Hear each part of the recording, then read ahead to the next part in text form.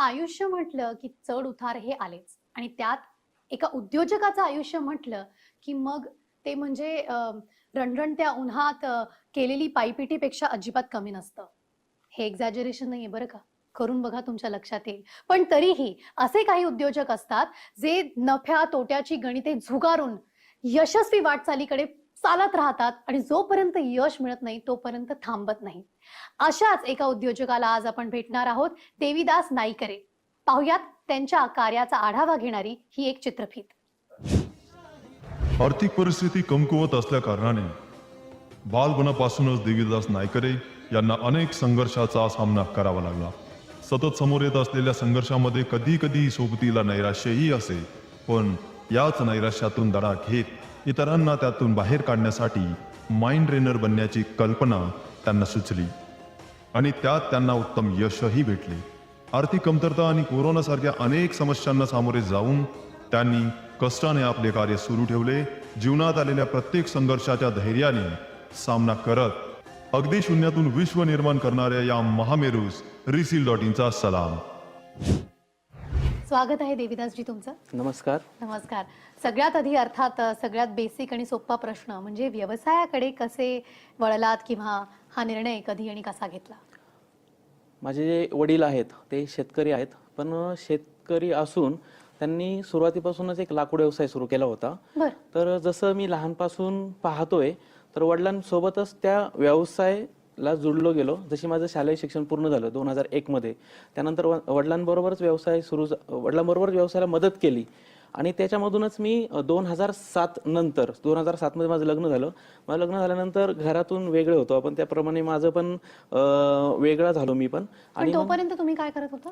तोपर्यंत मी वडिलांबरोबरच व्यवसायामध्येच गुंतून होतो. आणि ऍक्च्युली 2001 मध्ये ज्यावेळेस माझी शालेय शिक्षण पूर्ण झालं 10वीचं, तर त्यावेळेस आमच्या वडिलांची परिस्थिती एकदम नाजूक होती आणि त्या परिस्थिती एवढी नाजूक होती की मला कॉलेजला जायचं होतं, पण मी ऍक्च्युली कॉलेजला नाही गेलेलो. तर माझं शिक्षण हे फक्त 10वी पर्यंत झालेलं आहे. आणि मग त्यानंतर मी वडिलांबरोबरच व्यवसायामध्ये उतरलो, वडिलांबरोबरच काम करू लागलो.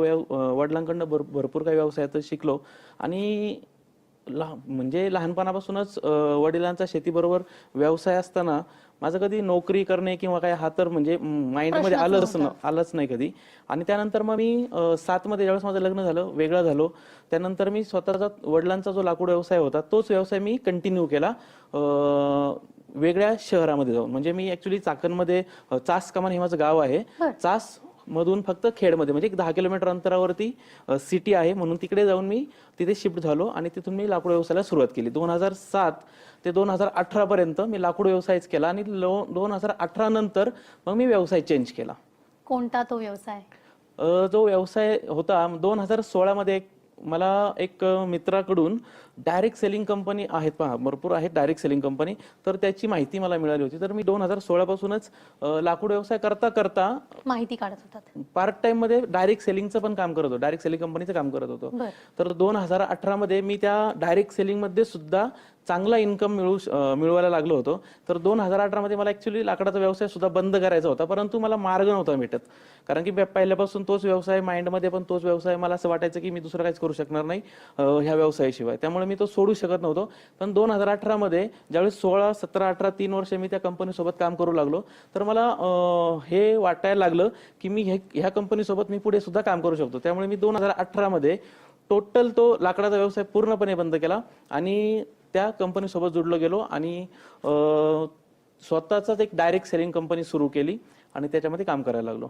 आणि काम करायला लागल्यापासून लगेचच काय प्रॉफिट्स होत नाहीत, लॉसेसही होतात. आणि मला असं लक्षात आलं की भरपूर मोठा लॉस झाला तुमच्या कंपनीला, पण तरीही देवीदास ग्रुप ऑफ कंपनीच्या 11 कंपन्या आज यशस्वीरित्या चालवत आहात तुम्ही.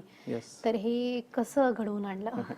2018 मध्ये ज्यावेळेस मी लाकूड व्यवसाय बंद केला त्यावेळी माझ्या बरोबर एक मित्र होते, तर त्यांनी मला सजेस्ट केलं की आपण जर एवढं मोठं काम करू शकतो तर आपण एक काम करूया, आपण स्वतःचीच डायरेक्ट सेलिंग कंपनी सुरू करूया. तर त्यावेळेस काही माहिती नाही, नॉलेज नाही आणि त्यावेळेस कसं असं थोडंसं जोशमध्ये असतो आपण. तर मग मी काय केलं, त्याला बोललो ठीक आहे, मला पण काय नॉलेज नाही, फक्त आपण काम करत होतो. ऍक्च्युली त्या कंपनीचं मी काम करत होतो, माझी स्वतःची त्यावेळेस कंपनी नव्हती. पण मला असं वाटलं की चला आपण करू शकतो. तर 2018 मध्ये मी त्या कंपनीचं काम बंद करून आम्ही एक स्वतःची 2019 मध्ये कंपनी सुरू केली आणि काम पण केलं त्याच्यामध्ये. म्हणजे कोणाबरोबर? म्हणजे माझा जो मित्र होता त्याने मला सजेस्ट केलं होतं. माझा एक मित्र आहे, त्याचं मी नाव नाही घेणार, पण त्यांनी मला सजेस्ट केलं तर आम्ही दोघांनी मिळून ती कंपनी चालू केली 2019 मध्ये. तर त्याच्यामध्ये आम्ही भरपूर काम केलं. ऍक्च्युली 7 ते 8 महिन्यामध्ये मी जवळजवळ काहीतरी 70 ते 80 लाख रुपयांचं मी काम केलं होतं त्या कंपनीमध्ये 8 ते 9 महिन्यामध्ये फक्त. आणि जसं ते काम केलं नो प्रॉब्लेम, परंतु व्यवसायाची माहिती नाही, पुढे काय होणार त्याचे धोके कोणते असतात याची पण नॉलेज नाही आणि मग त्याच्यामध्ये आम्ही पूर्णपणे लॉस गेलो. आणि 2020 मध्ये म्हणजे 19 एंडिंगला ज्यावेळी लॉकडाऊन झाला ना त्याच वेळी एकदम टोटल लॉस झाला होता आमचा. आणि आमचा एकदम लॉस झाला, मी एकदम म्हणजे एकदम झिरो झालो, माझ्याकडे काहीच नव्हतं. 2020च्या टायमिंगला डिसेंबर 2019 आणि जानेवारी, आणि त्याच पिरियडला मार्चमध्ये मला वाटतं 20 मध्ये लॉकडाऊन पडलं. तर लॉकडाऊनच्या काळात पण खूप कठीण परिस्थितीला आम्ही सामना केलेला आहे की घरामध्येच बसून 1 रुपया पण नाही, मित्रांकडून मदत घ्यायची, मित्र पण हसायचे पैसे, कारण की आता अचानक आपण एवढे मोठं असून इतकी मोठी उडी मारली आणि लोकांना असं वाटलं की अरे अपेक्षा वाढल्या होत्या लोकांच्या. हो, आणि लोकांची नजर पण आपल्याकडे वेगळी झाली होती पाहण्याची. आणि अचानक जर मी म्हणजे एकदम 100 रुपये 200 रुपये सुद्धा मी लोकांकडे मागितले माझ्या मित्रांकडे. तर एवढी परिस्थिती, काय काय लोक मला, माझे मित्र हसायचे सुद्धा की नक्की खरं बोलतोयस की खोटं बोलतोयस. तर मी त्यांना खूप सांगायचो की नाही झालेलं आहे. आणि लॉकडाऊन नंतर मग परत मी जे मी लॉस गेलो होतो, म्हणजे लॉस कुठे गेलो हे मी थोडंसं सगळं त्याच्यावरती अभ्यास केला. आणि ऍक्च्युली 2019 मध्ये माझे बिझनेस कोच पण आहेत ते, जे आज रोजी माझ्या सोबतच आहेत. तर त्यांचं मी एक ट्रेनिंग घेतलं होतं. देविदास सर, या सगळ्या तुमच्या प्रवासामध्ये कोणाचा पाठिंबा किंवा कोणाचा पाठिंबा तुम्हाला लाभला? ह्याच्यामध्ये माझ्या फॅमिलीचा मला पाठिंबा मिळाला. आणि फॅमिलीमध्ये विशेषतः म्हणजे माझी बायको.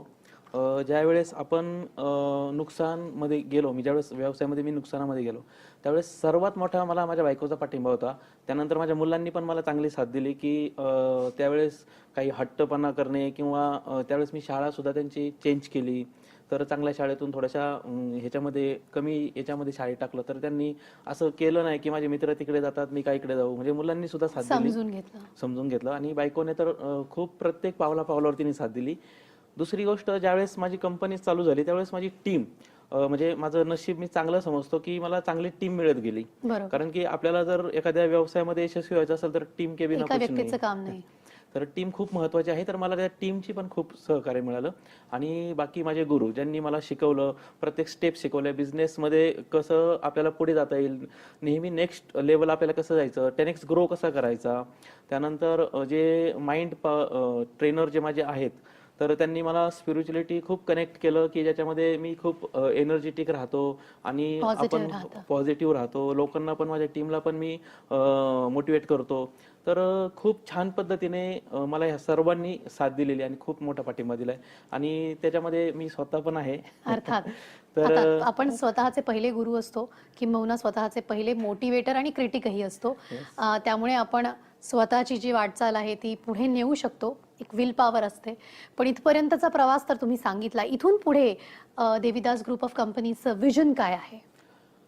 मी जे दिवस काढले ऍक्च्युली, म्हणजे मला असं वाटतं की माझ्यासारखे खूप सारे लोक असतील, व्यावसायिक असतील की त्यांचे सुद्धा अपडाऊन होतात. मी पाहतो पण, आज रोजी मी ट्रेनर आहे, मी खूप सारे प्रोग्राम्स घेतो. तर खूप सारे लोकांचे प्रश्न असतात, त्यांच्याकडे कॅपिटल नसतं, कुणाकडे पैसे असतात परंतु सिस्टम नसतं, प्रोसेस नसतं.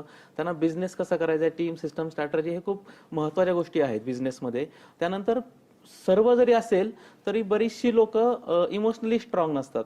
ऍक्च्युली मी त्याच्यामध्ये पण खूप शिकलो माइंड ट्रेनिंग मध्ये की आपल्याला इमोशनली स्ट्रॉंग होणं खूप महत्वाचं आहे. तर मी एक असं व्हिजन पकडून चाललेलो आहे की हे जे भारतामध्ये, संपूर्ण भारतामध्ये जे व्यावसायिक असतील किंवा जे लोक असे खचलेले असतील मानसिकदृष्ट्या, जे व्यवसाय करतात पण त्यांना पुढे कसं जायचं माहित नाही, जिद्द तर आहे, संपूर्ण सपोर्ट आहे आणि दिशा नाहीये, तर त्या लोकांना मला ट्रेन करायचं. म्हणजे माझं विजन आहे की मला येत्या 5 वर्षामध्ये संपूर्ण भारतामधून 1000 बिझनेस लीडर आणि ट्रेनर तयार करायचे. क्या बात आहे. खूप साऱ्या शुभेच्छा तुम्हाला या अतिशय उत्तम विजनसाठी.